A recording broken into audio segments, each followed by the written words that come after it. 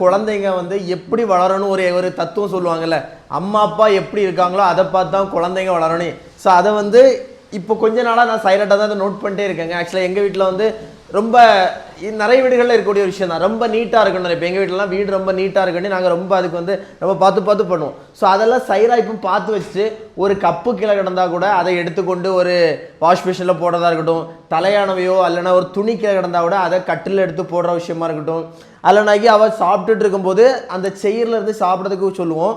அப்போ வந்து அதில் ஒரு சின்னதாக ஒரு எச்சி இருந்தால் கூட அந்த எச்சி எடுத்துக்கொண்டு டஸ்ட்பினில் போட்டுக்கிட்டு, ஒரு சின்ன பேப்பர் துண்டு இருந்தால் கூட அதை வந்து டஸ்ட்பினில் போட்டுக்கிட்டு தான் அவள் வந்து அதில் உட்காருவான். ஸோ இந்த மாதிரி விஷயங்கள்லாம் நாங்கள் சத்தியமாக சொல்லி கொடுத்ததே கிடையாது.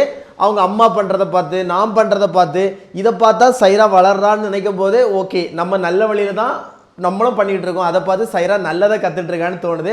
ஸோ உங்கள் வீட்டில் இந்த மாதிரி உங்கள் குழந்தைங்க உங்களோட ஹேபிட்டை எதெல்லாம் பண்ணுறாங்கன்னு மறக்காமல் கமெண்ட்டில்